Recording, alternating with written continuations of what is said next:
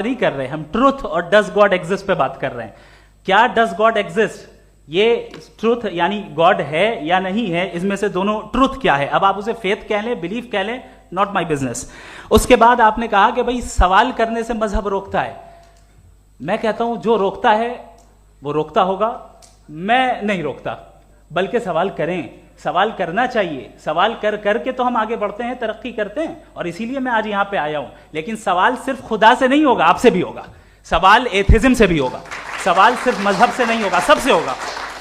और आज मैं सवाल करूंगा और उम्मीद है कि आप जवाब देंगे। अभी तक आपने वैसे कॉन्टिंजेंसी आर्गुमेंट का कोई जवाब नहीं दिया। चलें, आपने कहा यूनिवर्स के बारे में इटर्नल क्यों नहीं बोल देते। ये चूंकि लॉजिकली पॉसिबल ही नहीं है कि यूनिवर्स इटर्नल हो।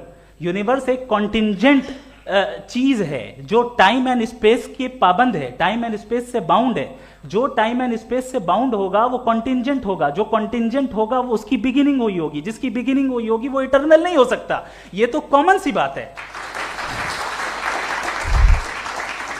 आपने कहा कि किसी मजहबी किताब में डायनासोर का जिक्र नहीं है। अफसोस कि आज तक किसी मैथमेटिक्स की किताब में मुझे डायनासोर का जिक्र नहीं मिला।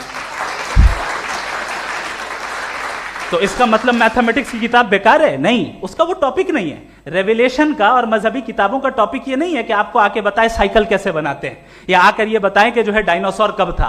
वो तो मोरालिटी सिखाने आया है, गॉड के बारे में बताने आया, नॉन फिजिकल रियलिटी की हकीकत को सिखाने के लिए आया।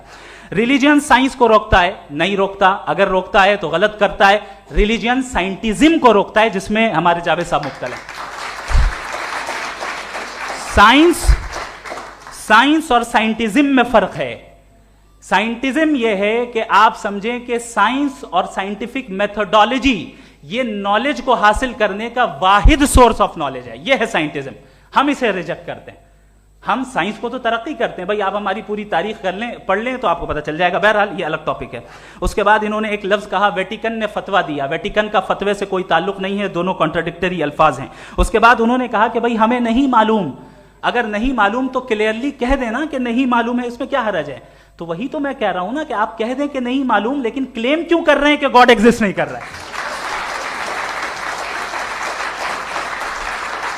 आप कह दें नहीं मालूम है, हो सकता है हो सकता ना हो, लेकिन आप क्लेम कर रहे हैं। The moment you say God does not exist, this is a claim, and now the burden of proof is upon you to, जैसे हमारे ऊपर है।